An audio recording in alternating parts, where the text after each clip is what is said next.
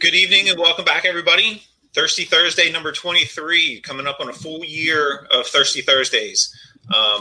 With us tonight, we are talking about women leading the fire service, and we have three wonderful women, very experienced, very intelligent, very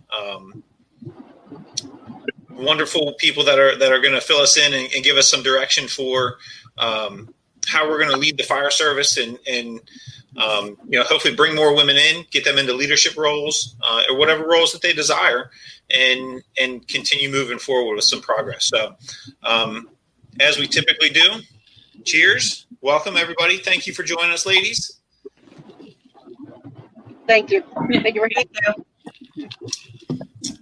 As we typically do, a little introduction. My name is Ben Waples. I'm a captain in the Salisbury Fire Department, Salisbury, Maryland.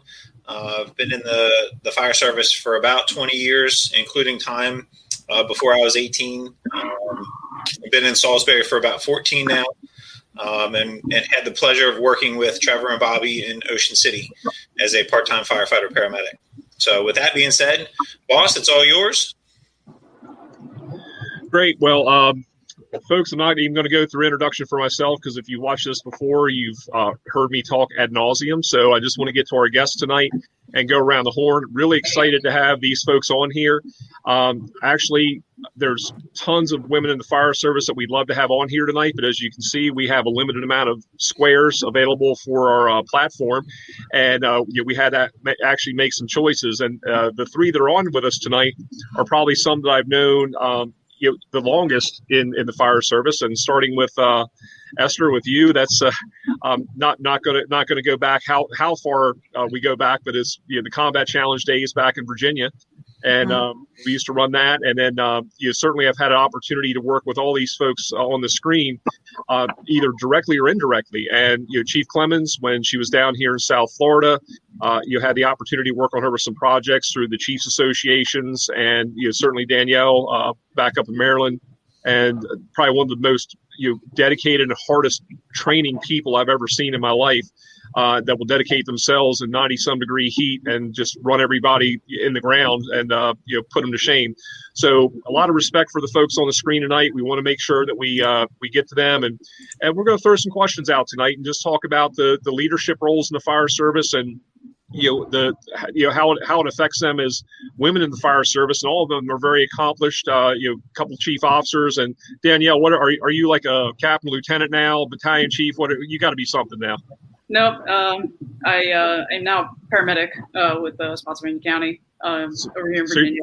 So you're the smart one of the group. You've decided to stay in operations instead of getting into the admin stuff. So good for you. But I guarantee with all your skill sets and everything else, you're going to have this stuff on the collar, if not tomorrow, within the very short period of time. But anyway, we welcome you all.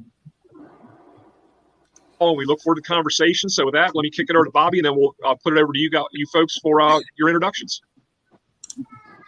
Hey, thank you, Trevor. Thanks, everybody, for showing up, and thank you, ladies, for coming on board with us here to talk about some very important things in the fire service tonight. Bobby McGee, 33 years in the fire service, blessed to have been paying my bills for 30 years with it. Currently a lieutenant in Ocean City Fire Department, and very much looking forward to this conversation tonight, but I don't want to take up a lot of time because we got a lot of things to talk about. So, Trevor, you want to lead this thing? Oh, well, actually, let's go to Chief Clemons. You want to go ahead and introduce yourself? We'll go around to you guys and hear what you're all about before we get started. Absolutely, and thank you all for having me on tonight. My name is Latosha Clemons. I am from the city of Boynton Beach, in which I served the fire department for 24 years, going through the ranks and serving as deputy fire chief. Worked with some of the best men and women there in Boynton Beach. Great leadership. A lot of my friends are still there. I currently am the deputy chief here in Forest Park, Georgia, under the direction of Don Horton, and we're doing some great things down here in Forest Park, Georgia. Thanks for having me. Danielle? Firefighter paramedic over in Spotsylvania County.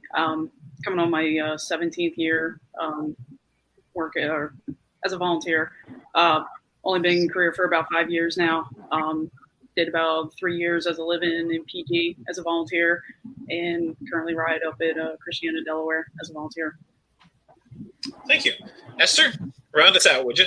Yeah, hi. I'm from Canada and in Vaughan Fire Rescue Service. So 24 years there, currently station captain and acting district chief. So that's just recent, about, a couple months now. And I'm loving the fire service. Love the career choice I took right from the start. Had a couple hiccups here and there, but I mean, who really hasn't? But for the most part, this has been the best career I could have ever imagined. So I'm very excited to be here. Awesome. Cheers. And congrats on the acting district chief. Thank you. And condolences. Yeah. Yeah, right. Oh, Yeah. Also, congrats to Danielle, recently promoted to paramedic. Yeah. Yes, congratulations. Congrats and condolences. All right. Well, obviously, some of our guests are very, very modest too, and I know they're being respectful of the time that we have tonight. But a few of the folks on the screen here are also fellow instructors. I know Chief Clemons has spoken at FDIC on more than one occasion, and as well as Esther, you've been an instructor for a long, long time. And Danielle, I mean, when you said 17 years, that made me feel horrible because I remember when you were a rookie, but that's okay. But one of the biggest things we want to really talk about is you're not only your path into the fire service, but where you've gone, because obviously all of you have been very successful. You've gone into not only the boots on the ground and operational level, you've gone into the administrative and leadership aspects, and we want to kind of get that perspective. We had this conversation just prior to going live. About a month and a half, 2 months ago, I had the opportunity to go down and be part of an assessment process for a paramedic in the EMT class. And one of the women in the class asked me, what advice would I give to a woman entering the fire service? And I could certainly speak to that from a narrow lens or a narrow focus as a chief that does hiring and promotional processes and professional development. But I reached out to Chief Clemons afterwards and said, hey, look, I can only say but so much.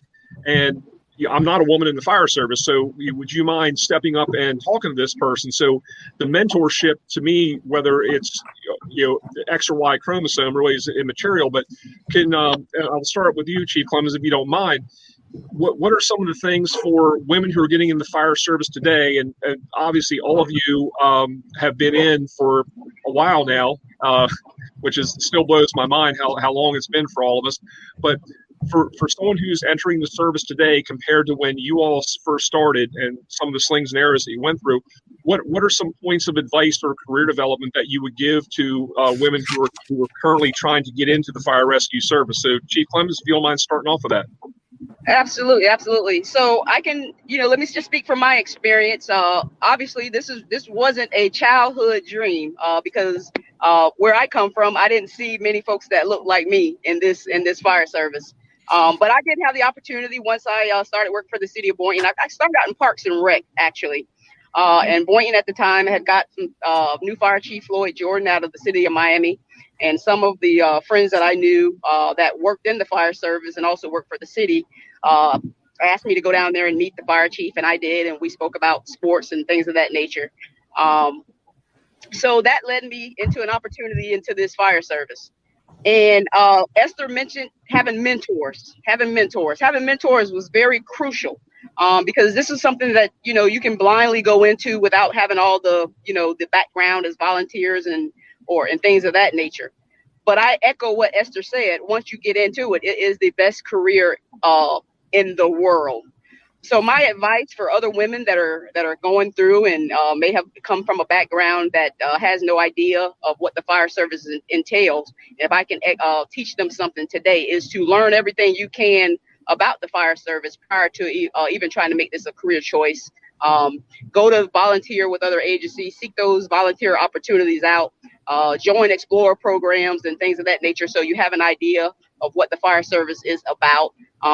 I'm not going to paint it all roses as we move forward into this conversation.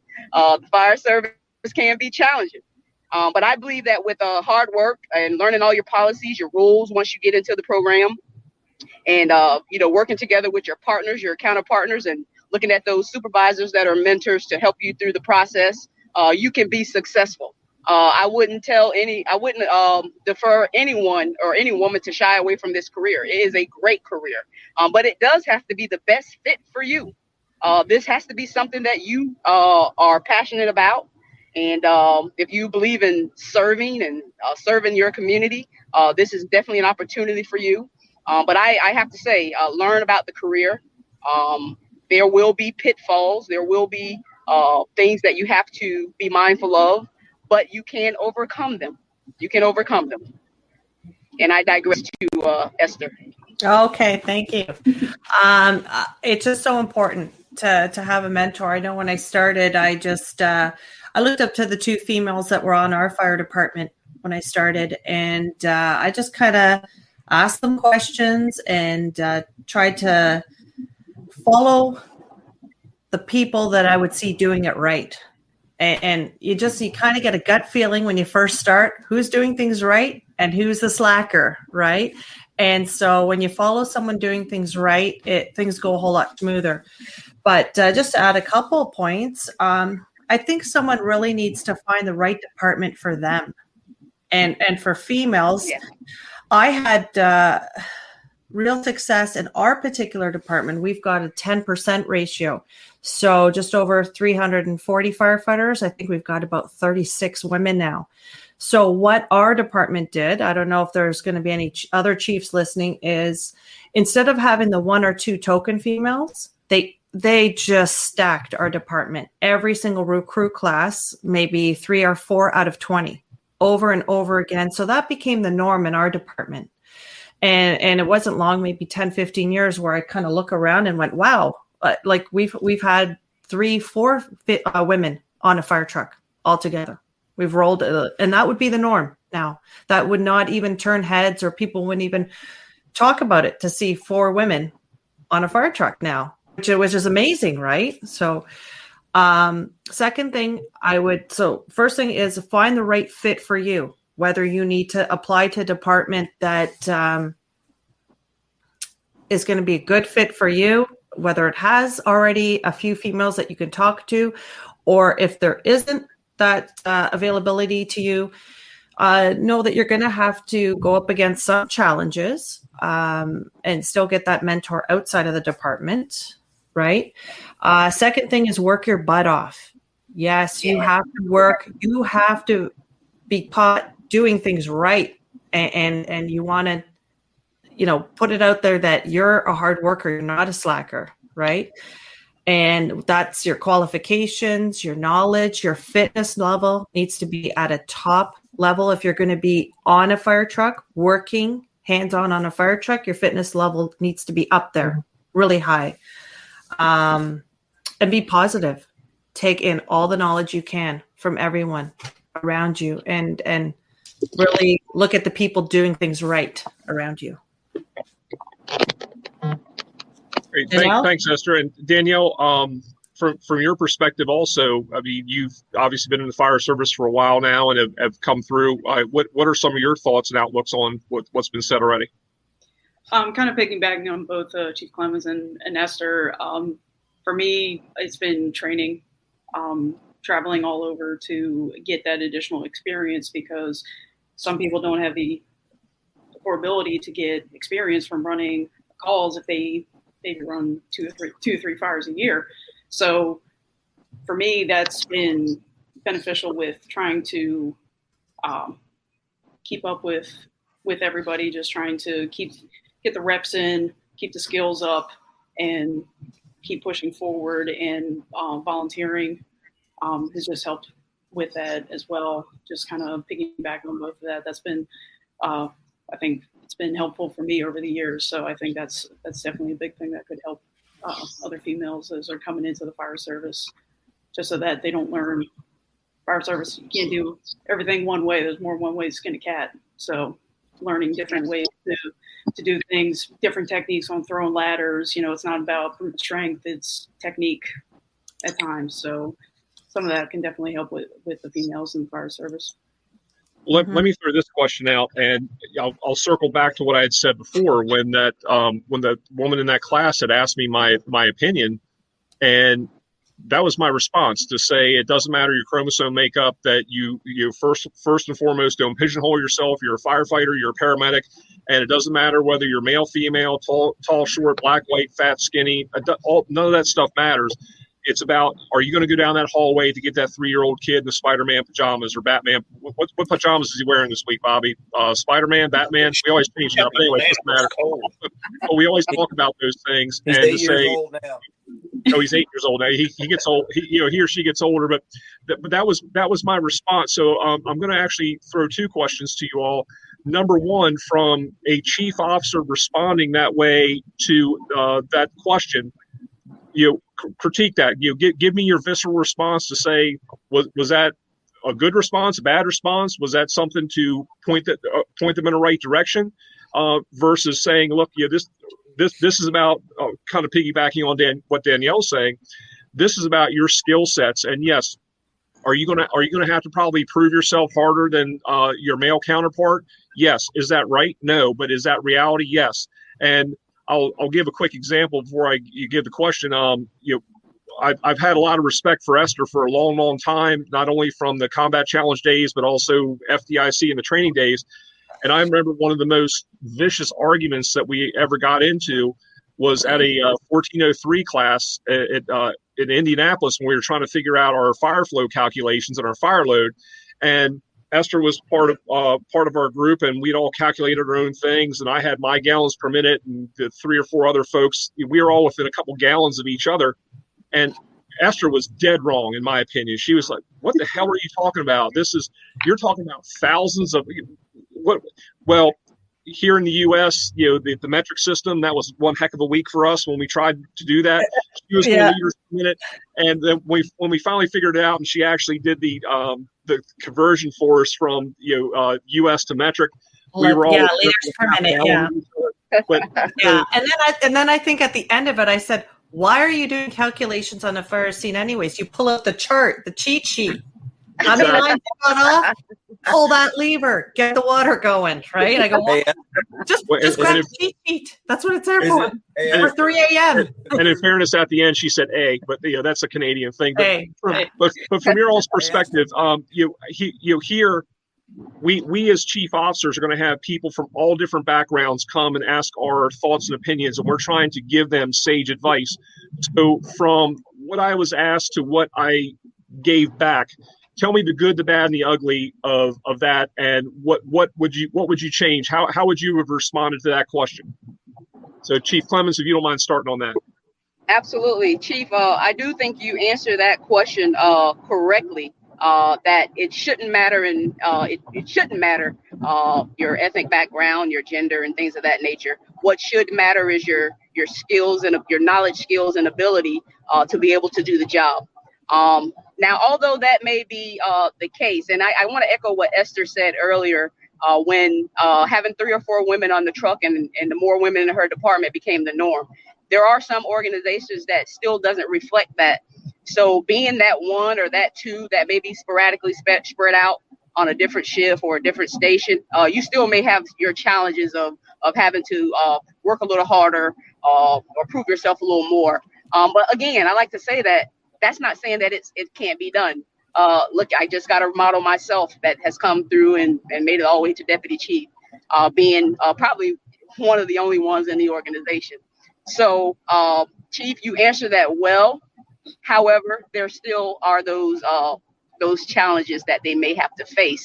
But again, you can overcome it with the training that Danielle stated, with the knowledge, skills, and ability that Esther stated. It can be done. It's possible.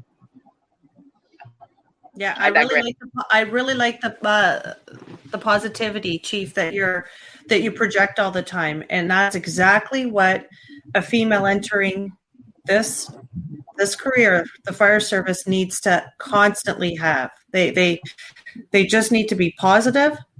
know that they need the knowledge and the skills, but the most important thing, honestly, at the end is the attitude. If they have the right attitude, they won't give up. They'll keep on learning and do good by the career, and actually say good by it.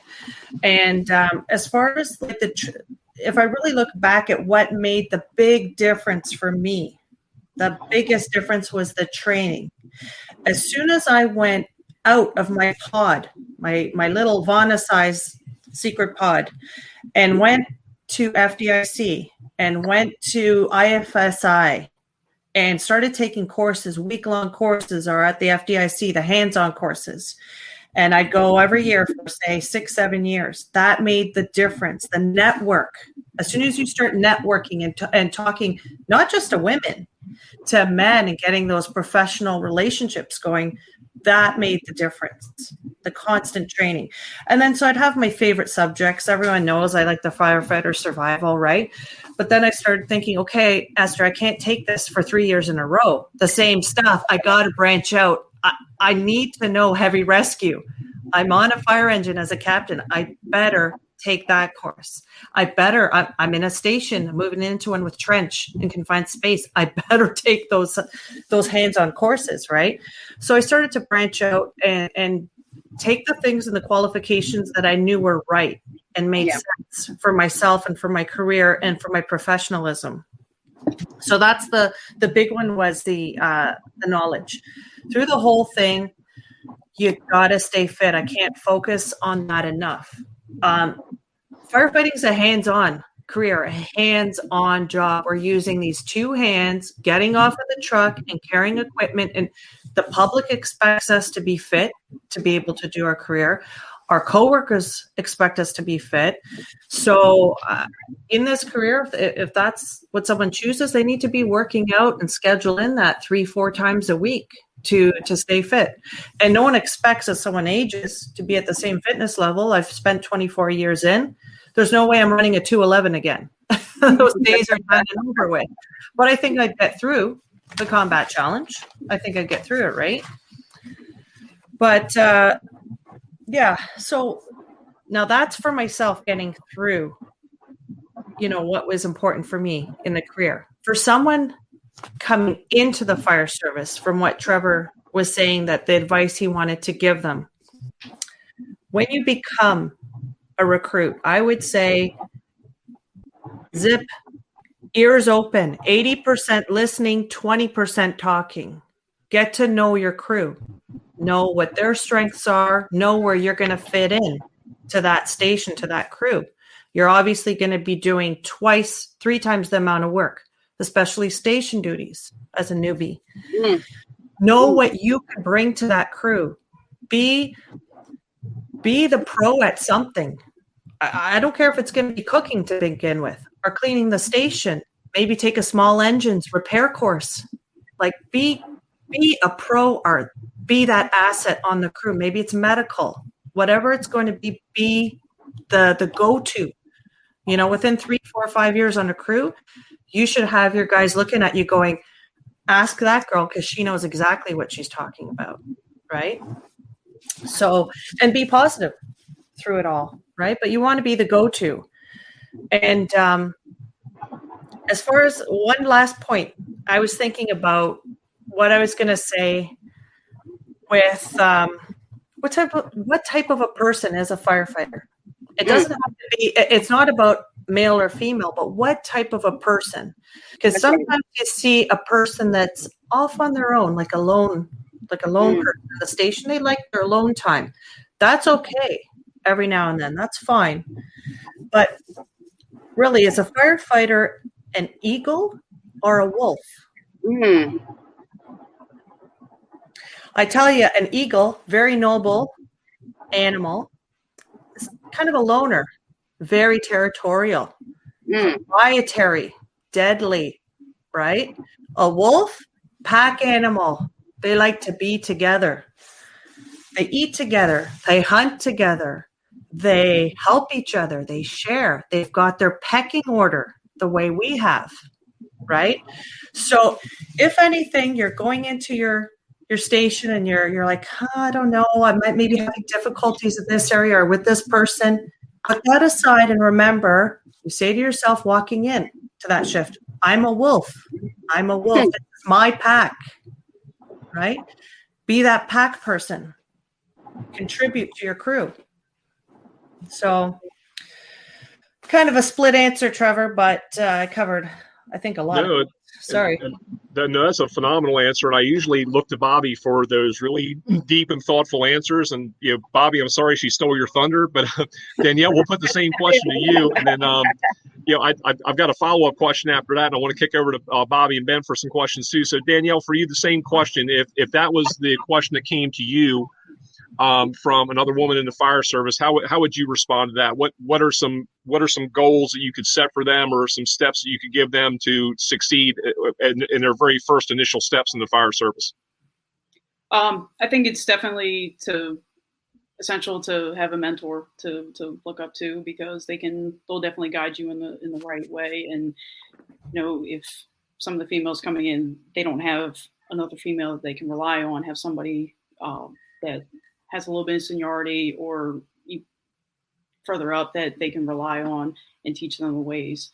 And also piggyback on what Esther was saying, again, with my training, the networking that I've gotten over the years from all the classes that I've taken has been astronomical. And, I've picked up things that Esther likes to do that I'll do, and I'll try and incorporate that and just take bits and pieces of everything and try to mold it into what works for me, and feel like that will help out and broaden your horizon over your career.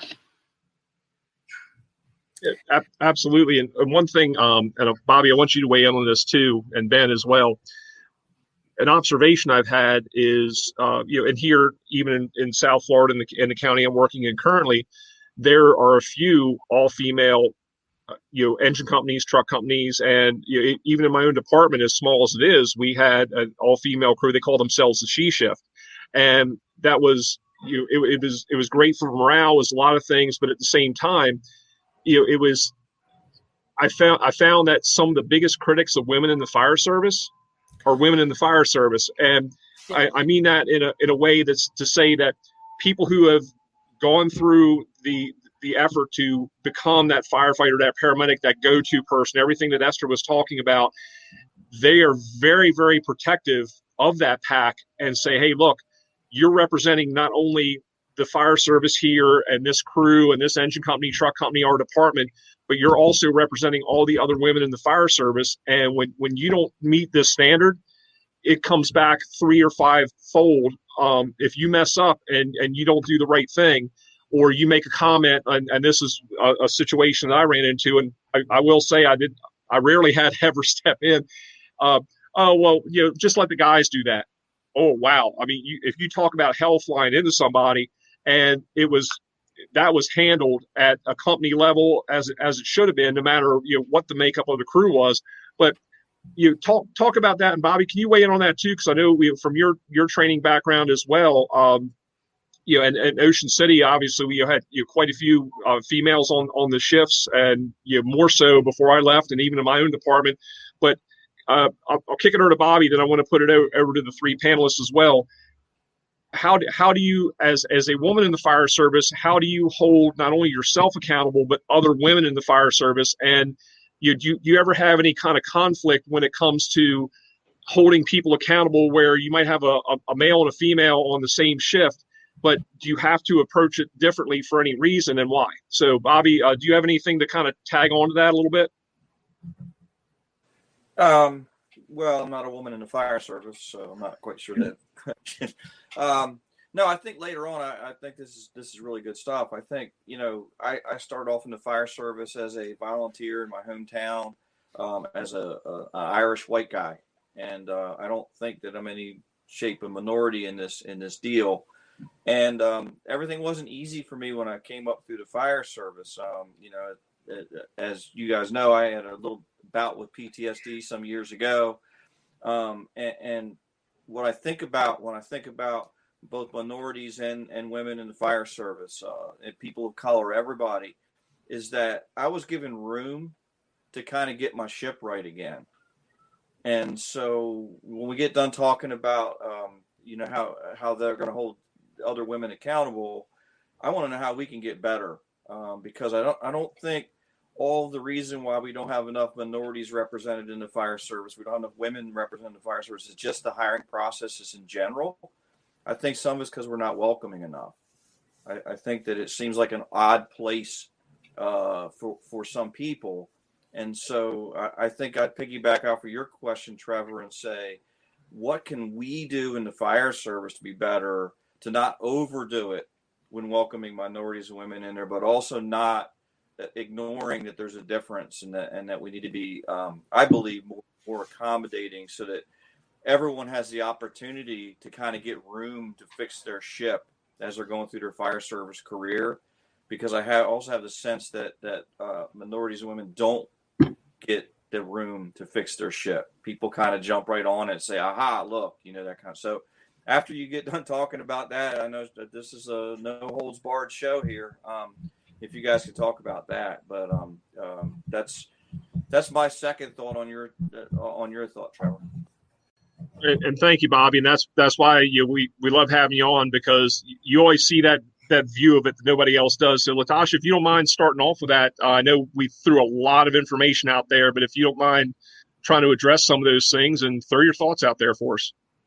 So yes, initially I know I heard you ask, you mentioned that women seems to be more critical of other women.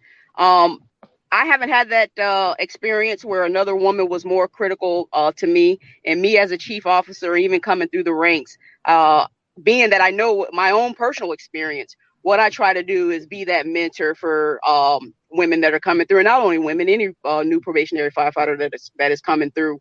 I'm a person that likes to look at the strengths and weaknesses of others. My strength may be your weakness. My weakness may be your strength. So if I can pull together, whether it be women or any probationary person that's coming through the fire service, my job is to, and as I've always felt this way, is to mentor, coach, and counsel, and ensure that my employees that are under my leadership and even coming through the ranks, that they can meet the requirements that are demanded of them. As a minority, and I heard, I think it was Ben or whomever just mentioned about as a minority coming through and feeling isolated and things of that nature. Those are facts. I think we need to be more intentional about how we treat one another as people, regardless, whether it's a fire service or just your personal or your personal or professional life. We just need to do a better job at being intentional. If we're wanted in these businesses and in these careers, and we're representing the communities that we're served, number one, we're all wearing the same patch. We're all wearing the same patch. And when we're wearing that patch, we're there to serve the mission of the organization. So if we can become more intentional about how we treat one another, I think the better that we'll be organizationally and how we're serving not only the community, because we're great when we're running on the calls. It's when we're in those stations, it's when we're behind those walls that we need to be more brotherly and sisterly, more opportunity for that. So I'll digress to Esther. Okay. And I love how you ended with the just being nice. I'm pretty sure this is many years ago at FDIC, Chief Rick Lasky was talking about what he did and put on his fire trucks and put the message out to his firefighters. And the one thing that stuck, that he put out was be kind. Like, how simple is that? Be a kind human being to everyone you come across. Be professional. There's key points that everyone knows in our career. Be professional. Be knowledgeable. Be fit. Be ready to do your job the correct way. But is everyone kind? Is everyone approaching? It doesn't matter who it is, whether it's female, male, Black, Hispanic. It doesn't matter what who the person is. Are they approaching everyone kindly with the right intention? So I would say with being kind, but to Bobby's point, I think what could help out is getting recruitment at the right places. So putting the message out, whether it's a volunteer department, maybe approaching the right places with holding a women in the fire service, recruitment, or they just bring in kids from high school and show them, like, this is what our career is about. Let's set up different stations, information sessions for them. Maybe go to rugby teams. Find the right type of a person that would like to come into the career.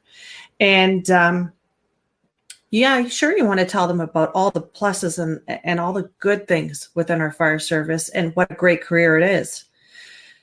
I mentioned that I'd be doing this talk to a senior firefighter, and you know what they said to me? They go, don't forget to tell them about all the other bonus things about our career. This is a great paying job. Like, it is a fantastic paying job with benefits. And if someone's a volunteer, it's not all about the pay and the benefits, but mention all the other things too. The helping your community, just the feeling you get when you're actually helping someone. And so I would say with recruitment, how would we change things in the future is the difference for my department was bringing in multiple for females. The issue of females, bringing in multiple females, class after class after class, and bringing in the diversity, class after class after class. You can't just have one or two token. It has to be the norm.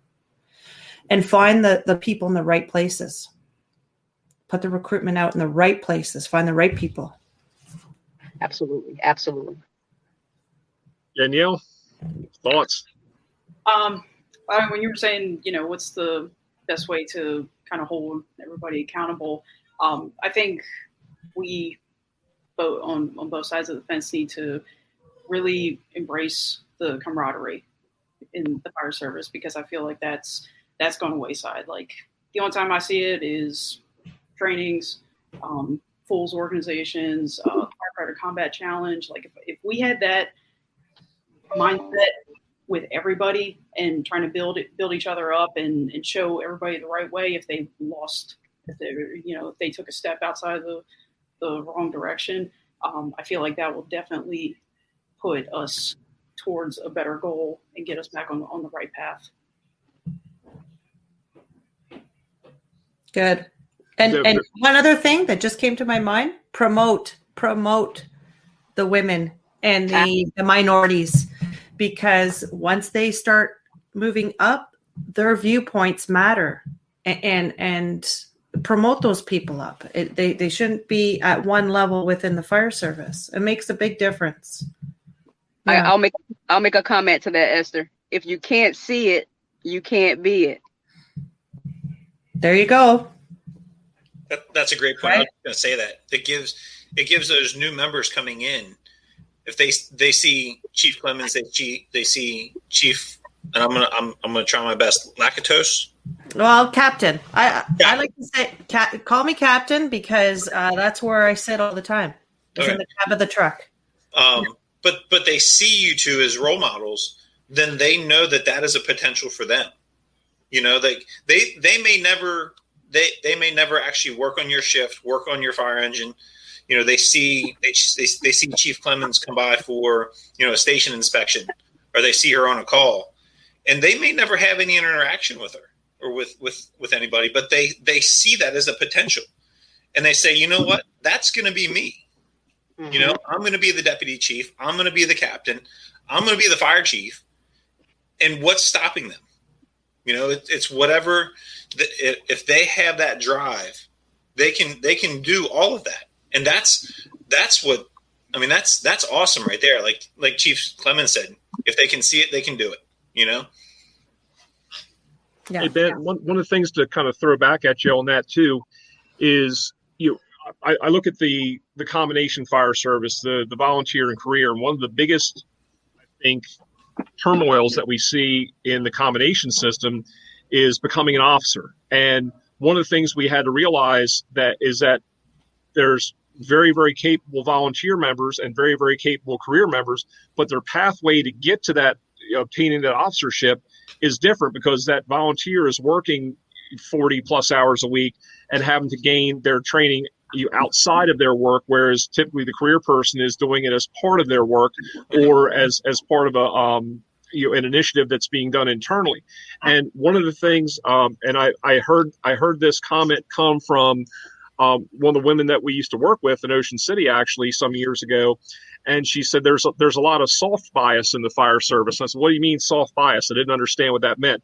And she said that, well, when they start creating different standards for, whether it's, based on ethnic lines, gender lines, anything else, so it's okay to have, like you all said, this is about technique. This isn't about your bull strength or chromosome makeup or anything else. Can you or can you not do the job?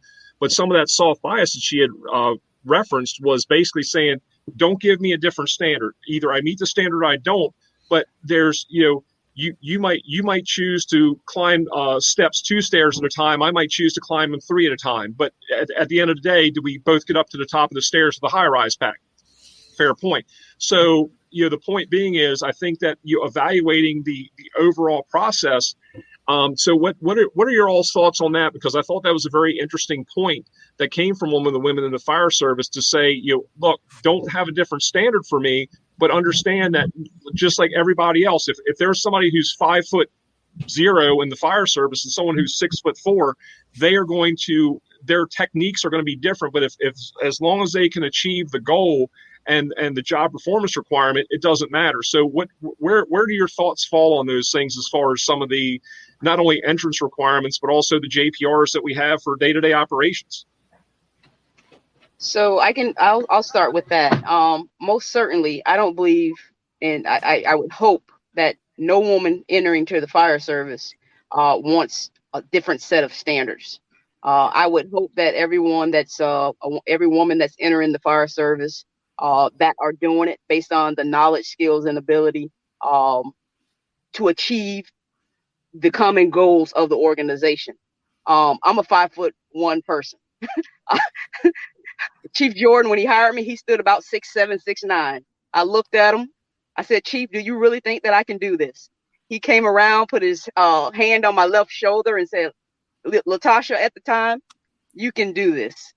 Entering the fire service, I had a step stool because guess what? As an officer, you got to be able to go and open those elevator shafts and things of that nature.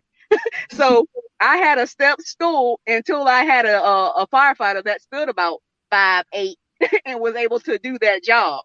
But again, Chief and Bobby, I don't believe any woman in this business wants to have a different set of standards. I just think they want the opportunity, equal opportunity, to be treated fairly, to be treated kindly, and to get in here and be judged and be evaluated based on their ability to do the job.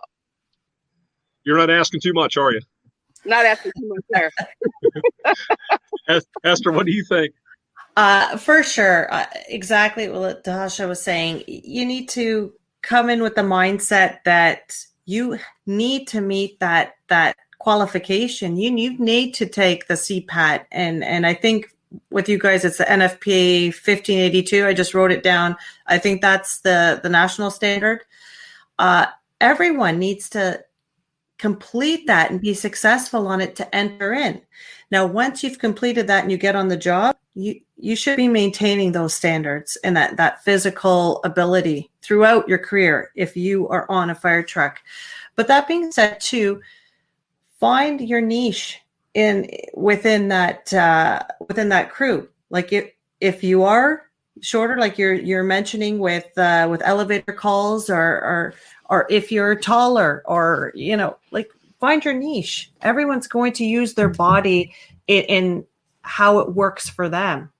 I remember being down in Ocean City and teaching firefighter survival.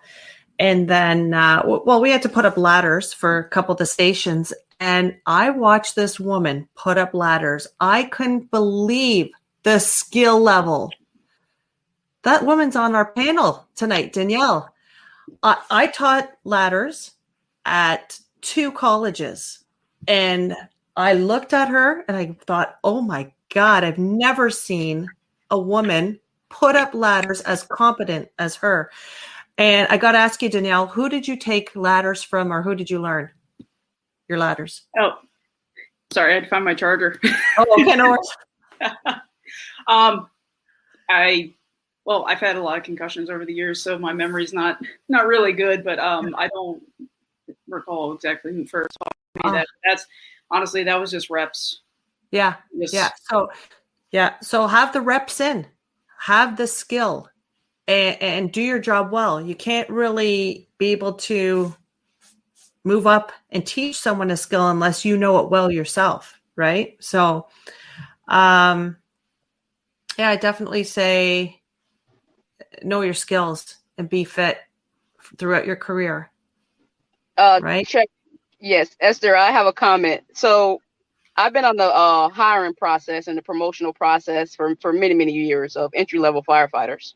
And sometimes we can hold even those folks that are testing with our organization to be employed to such stringent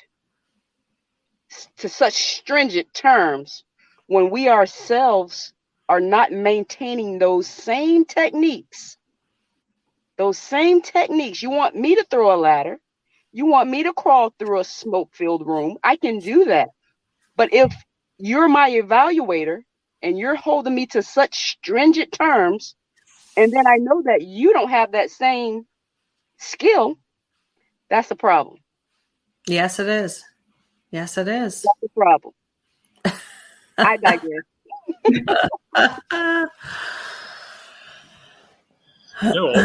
All great points, and that's one of the things we were talking about. And Danielle, I've seen you training multiple times, and where back to back hot classes, and people would expire after one of them, and it's just that drive that you keep going, and that, to me, that sets the standard. And Chief Clemons, you're absolutely right.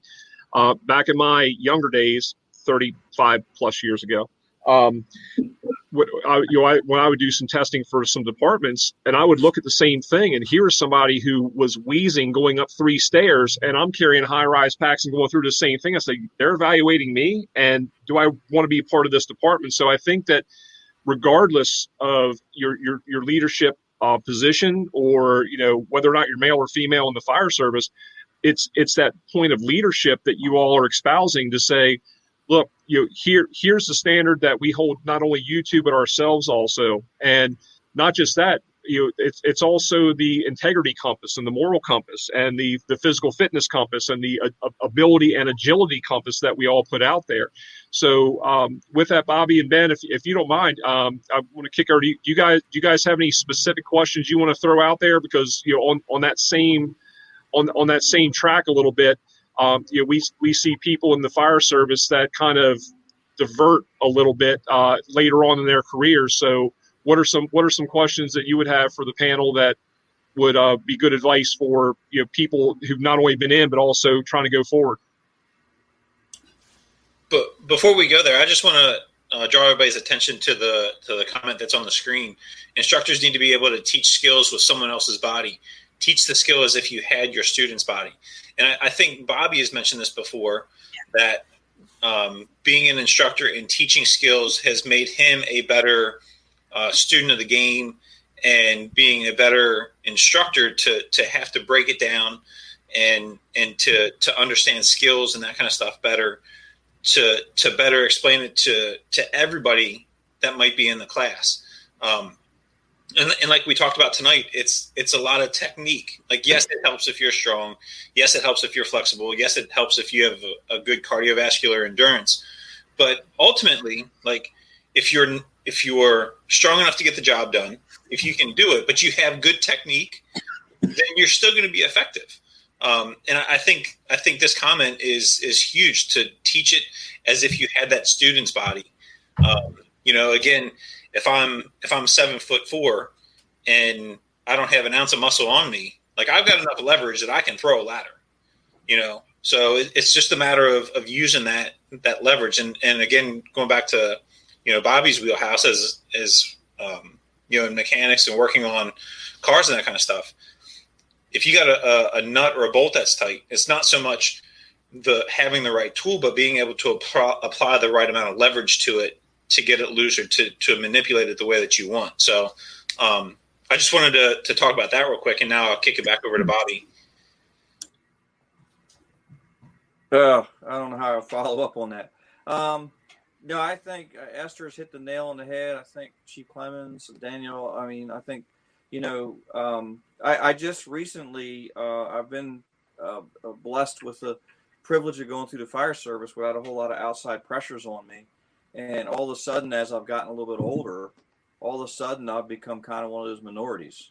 A lot of the guys have retired off the job and stuff. And so at 55, that ability to try to stay in shape is all of a sudden paying huge dividends for me. And so I really do think that, it doesn't always make sense when you're in your 20s to work out or stay in shape. Sometimes not in your 30s, it doesn't make sense. And you're going down a bad road when your workouts are always with a physical therapist after an injury. That's probably a bad sign. And I've had plenty of that.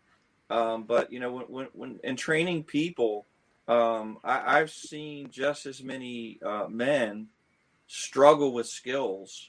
I always talk about the high section ladder throw. It's a very specific set of muscles that nobody in the gym works on. So I've actually had really big guys come out of the gym that taught them that the first time.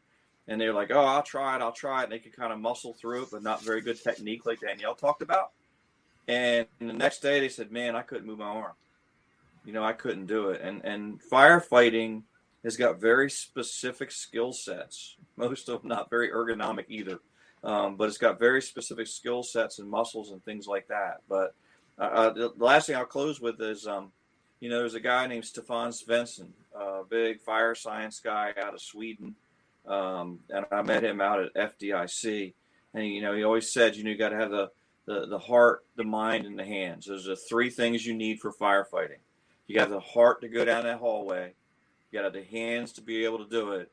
And you got to have the mind to know how to do it. And if you could put those three things together, and he didn't attach it to any sex, he didn't attach it to any race. He just said, you put those three things together, everything else will just work out fine for you. So that's I always kind of relax on that thought. However, I got to tell you, this eagle wolf thing is pretty cool. I have never heard that one before. That's you're right in the running there, Esther. Good. Thanks.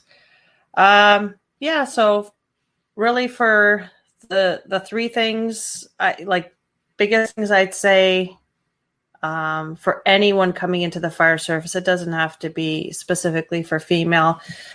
Keep your qualifications high. Always be looking forward to new training opportunities for your qualifications. That's really where I took off is going to the IFSI, taking that officer course, right? Taking additional courses that interested me, and then fitness. If you're on the trucks, staying fit and gaining new knowledge, right? That's a training thing too. But with your crew, be a part of the crew. Be a go-to on something for something on that crew where they're gonna want to look to you, right? Be positive and be a go-to. Help people out on the crew. So other things that that kind of stick in my mind. Listen more than chirping and talking. And if you want to set goals, what would your career look like in a year from now, 5 years from now? Where do you want to see yourself? Right? That might be useful too for people. But yeah, set goals, always maintain your professionalism, be positive throughout it all.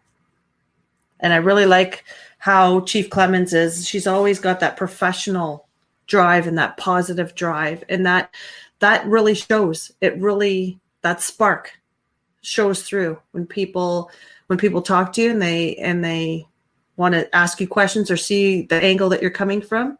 have that positive attitude when you talk to people. It makes a difference. Yeah, Esther, I would agree wholeheartedly. And one of the things that I will say about all the folks on the panel tonight is all of you are leaders in the fire service. And just like you had mentioned with Chief Clemons, there's that command presence that comes across. And that's not something that's intentionally done. That's something that's developed. And when I look at Latosha and Esther and Danielle, and I see that command presence that comes across, that's leadership in the fire service. That's leadership in our industry. And yes, you happen to be of a certain gender, but that's the leadership part is what's first and foremost and showing through. And to me, just as you had mentioned, Esther, is when you see that kind of presence, that's what really speaks to a lot of people right off the bat. And they know that you're legitimate. They know that you're there for the right reason. They know that you're there to take care of business and also take care of them as the crew that you're managing or the entire department that you might be managing. So I really think that from that standpoint is showing the leadership in the fire service like you all do is the first and foremost part of everything that you put forward. So with that, Ben, I know you're probably Ben's our timekeeper, by the way, and he keeps us to a pretty stringent timetable. So Ben, do you want to go around the horn and get the final thoughts from everybody? Yeah, that'd be great. So Danielle, you want to lead us off with some final thoughts? I don't have a whole lot. Just for everybody coming up, just look for the new challenges, whether it be a new skill. If you ride an engine every day, start doing truck skills and start moving, branching out.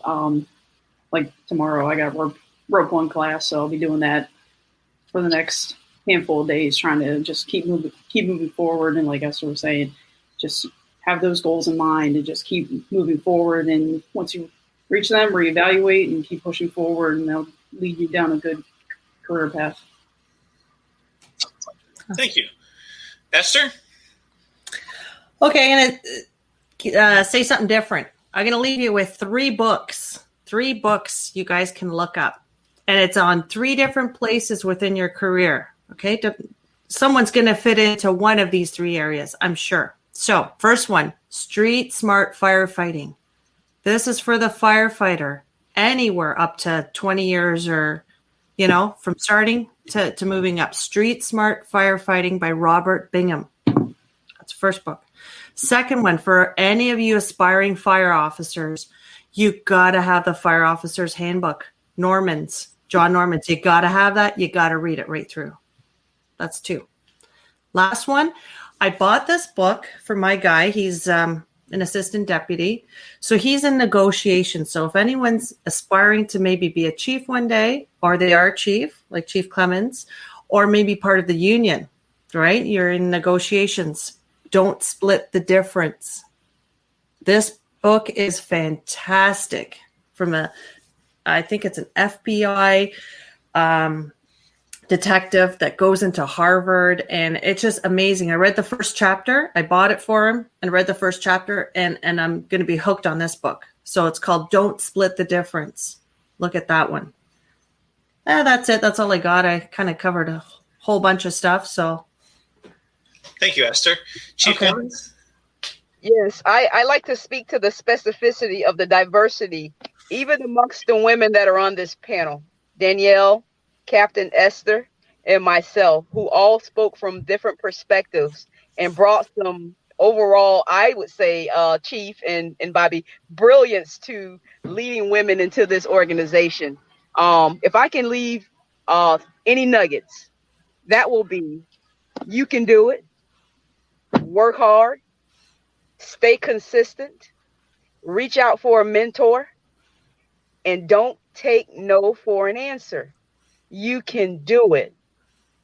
Thank you, ladies, for allowing me to share this panel with you. And thank you, Chief and Bobby, for having me. Thank you. Thank you, Chief. Bobby? I don't have a whole lot to add.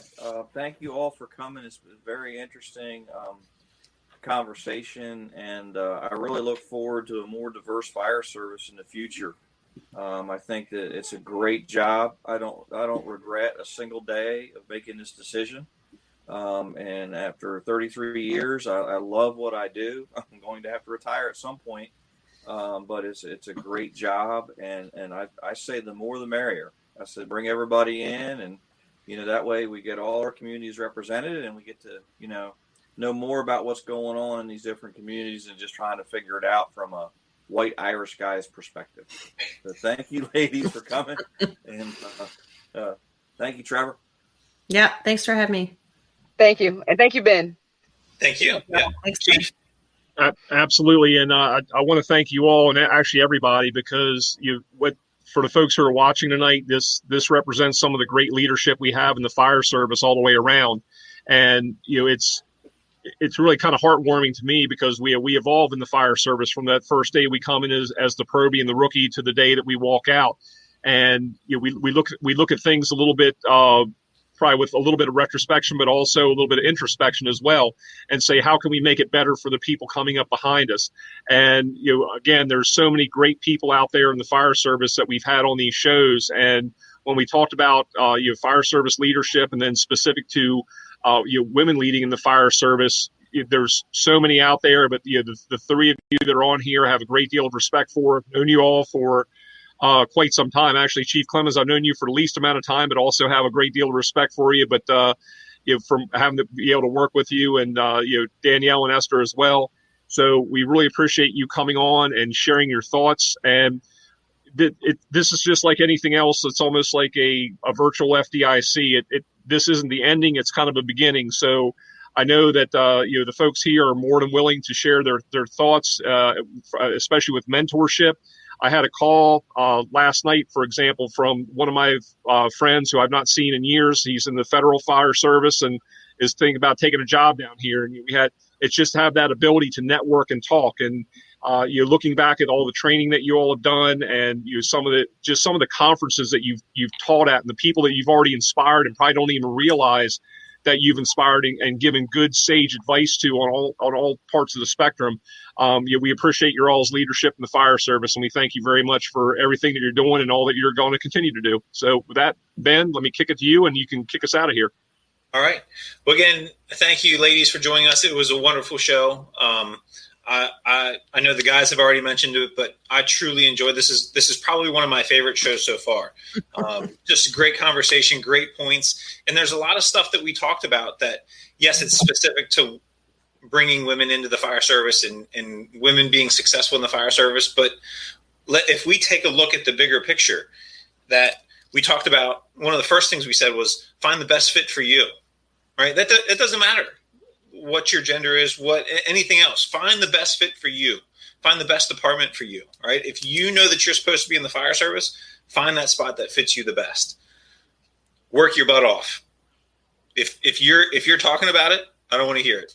If you're working and you're doing it, then you can talk, all right? And be positive. And I'm just kind of recapping some of the notes that I took throughout all this. For our company officers and our leaders, one of the things that I think was kind of we talked about, but we didn't actually come out and say it.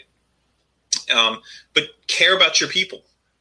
That was a big point that we made through a lot of it, is that if you care about your people and you support them and you mentor them and you develop them, they will care. They will do well. They will want to do well, and they will be successful in whatever they do. So as we wrap up, in our pre-show, we were talking about the Women in Fire, which is an organization.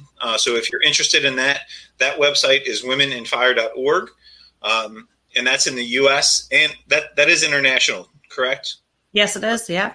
So that one's international, and we have the Women in Fire Service, the Fire Service Women of Ontario, which I found that just because we were talking about it. And that website is fswo.ca. So for our Canadian viewers, or if you're up along that borderline, check that out. And obviously, if there's any questions, comments, or you have more questions for us, down across the bottom is our social media stuff, our email.